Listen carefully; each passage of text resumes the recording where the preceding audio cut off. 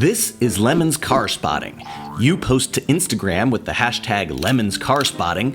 We pick the hooptiest. They are so incredibly terrible. And which one we want to become a real Lemons build. It does car-like things. We've been pushing for one of those in Lemons too, and those are very affordable.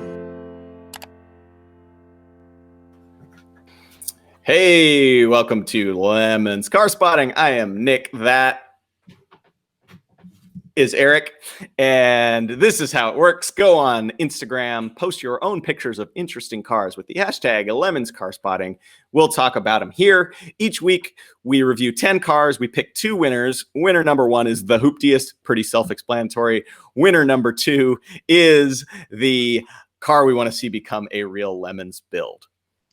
And the way that we choose each of us gets to pick one of those. The way we choose that is our proprietary choosing system, wherein my right hand is picking the hooptiest, my left hand is picking the car we want to see in Lemons, and Nick will close his eyes now and tell me when to stop, starting now. Stop. That is my left hand that's up. You are picking the Lemons build this week. Okay. And without any further ado, let's get into it. All righty. Here we go. And these cars, of course, are in no particular order. We always seem to start off on a high note, though. Yeah.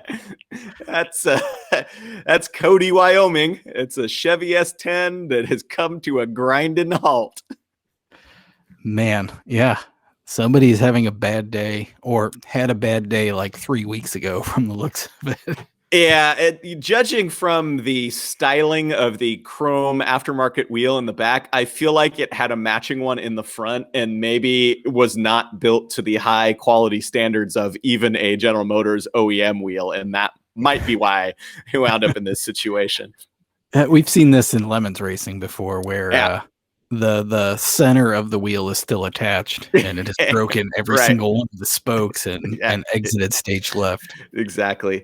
Now, we've covered this before. People ask us if trucks are legal in Lemons, and the main thing is that we have a 4,200 pound weight cap, so big, giant 1-ton 4x4s generally don't work, but compact trucks like this fine S10 definitely do.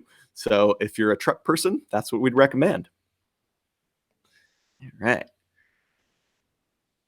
Moving on, back to one of our favorite haunts, Panama. That's a FJ60 or FJ62 Land Cruiser. Fine machine. Man, I don't know anything about these things. As mentioned, any kind of danged import SUV or truck never existed where I grew up. So, man, these are becoming more and more valuable. But man, this was a pretty common car around just as like a regular family car in my childhood. This was sort of the last of the Land Cruisers that could really trace its DNA back to the early ones because it still had a version of the F series inline 6 motor. The early ones of these were still carbureted, and then when they went to the FJ62, they gained fuel injection.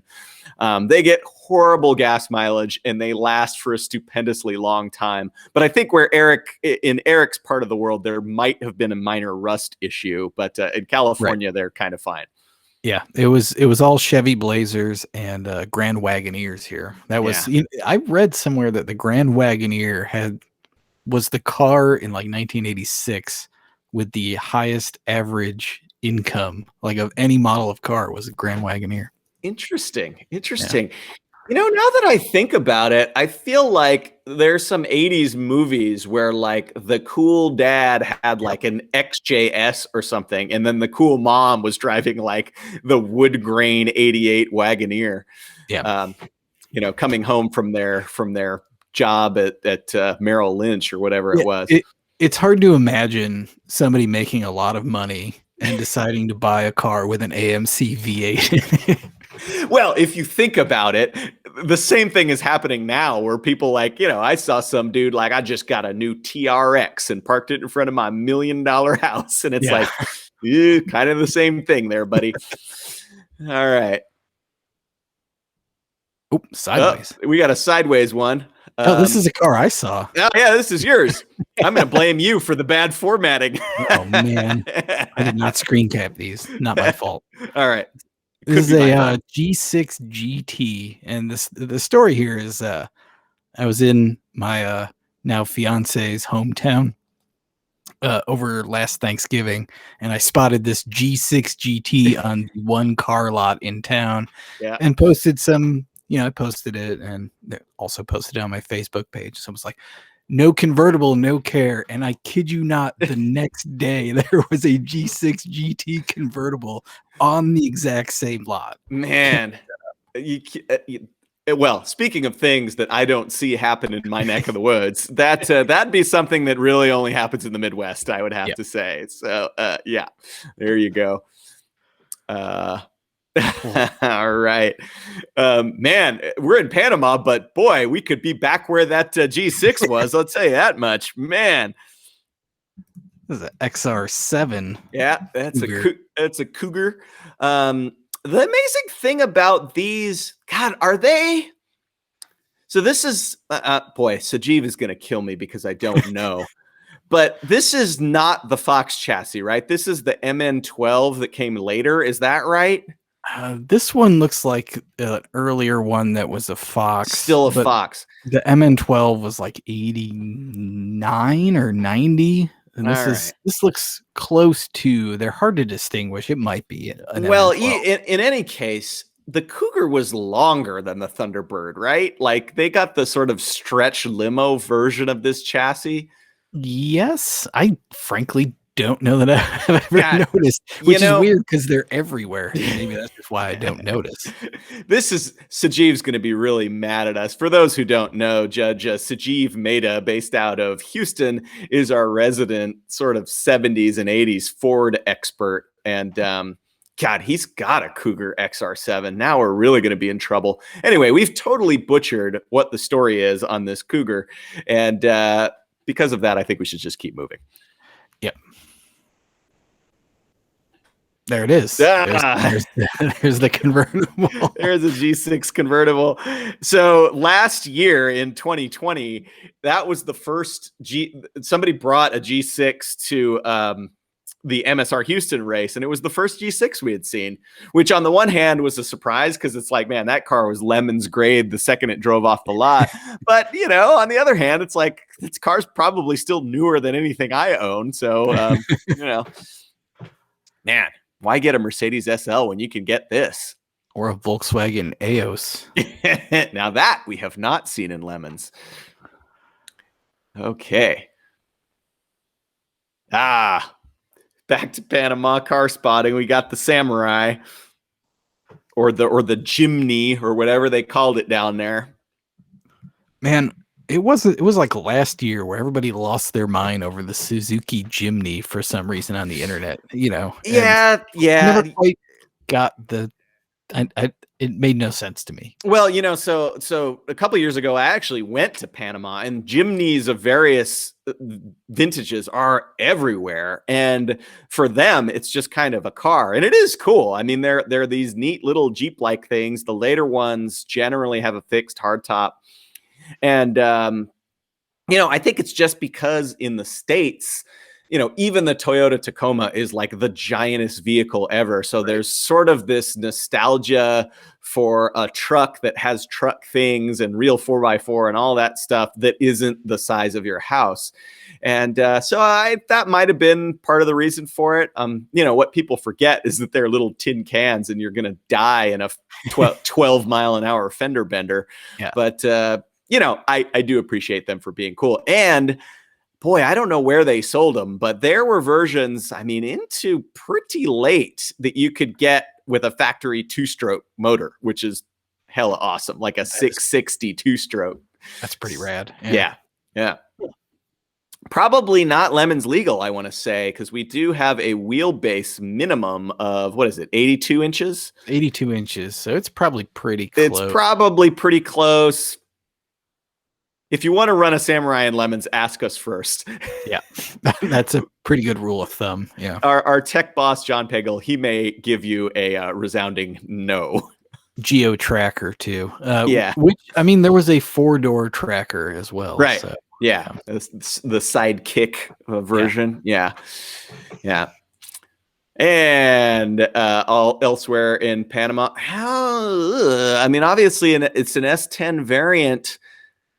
I wonder if it's because they badge some of these as Isuzus, and Central American country would seem like the kind of place where that would happen. I have no facts to back that up, but yeah, I can't tell what the badge is on the door, but the Isuzu Ombre was the S10.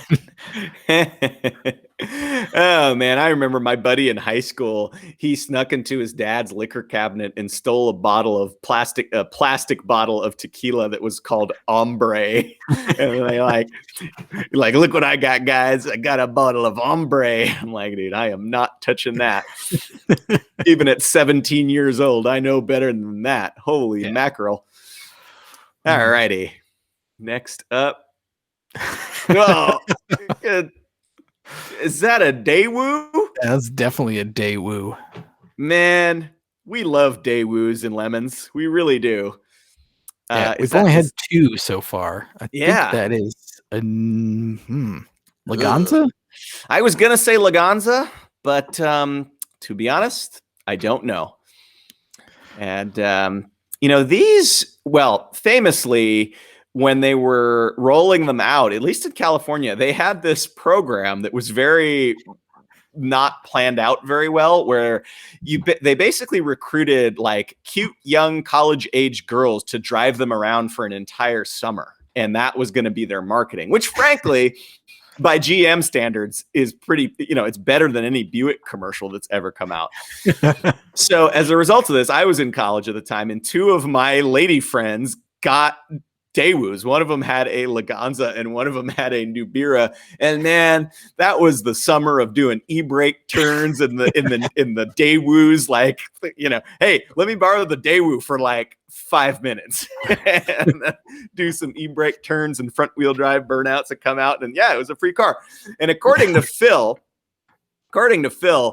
the guy who developed this program was some South Korean dude, and I guess Daewoo was famous at the time for all of their corporate higher ups getting arrested for various, white collar crimes, and so this dude got totally locked up, and then nobody knew what the plan was. Like, they didn't have the list of who had the cars at that point.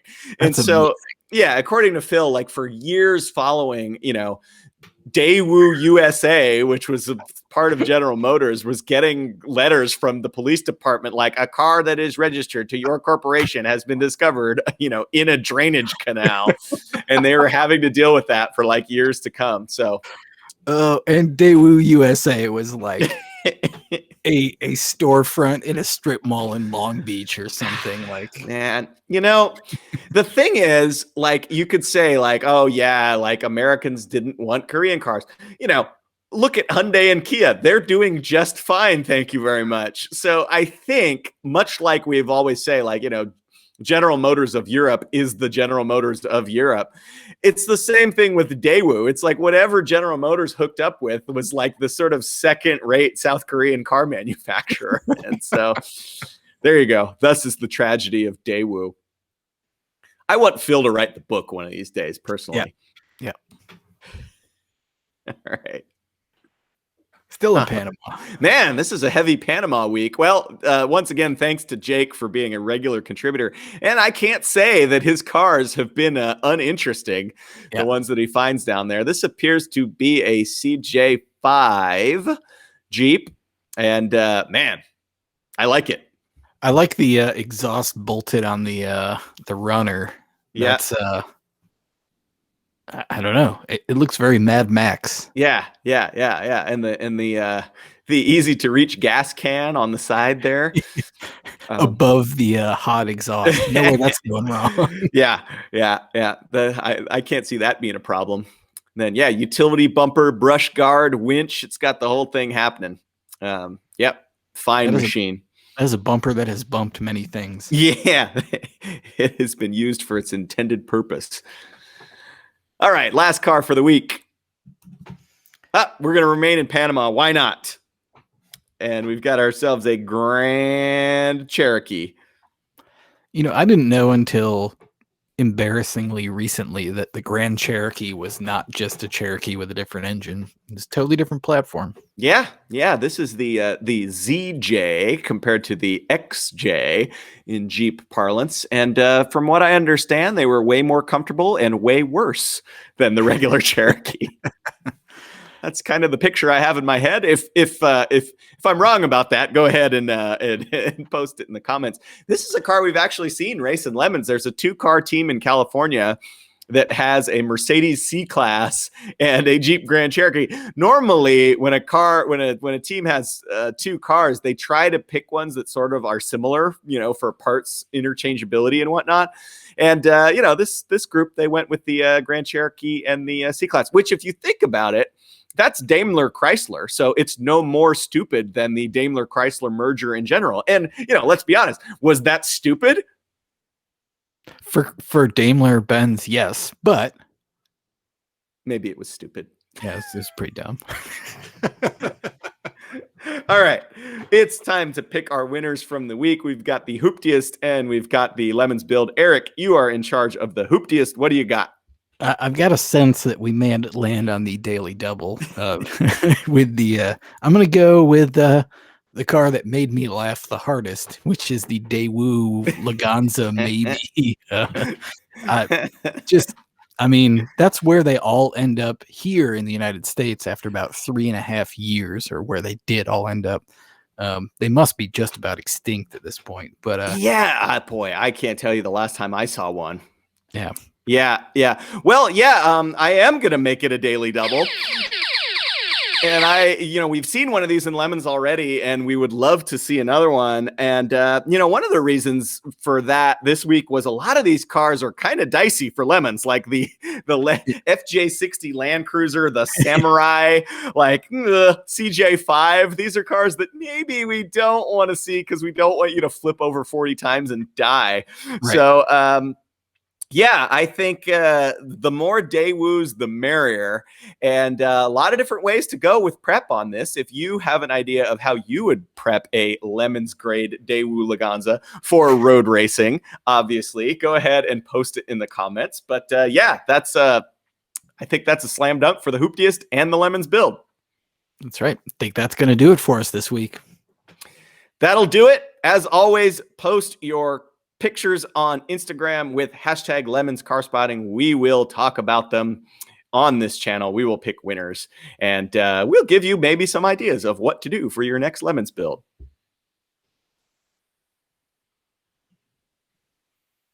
Daewoo Leganza. It's got that woo. Daewoo forever.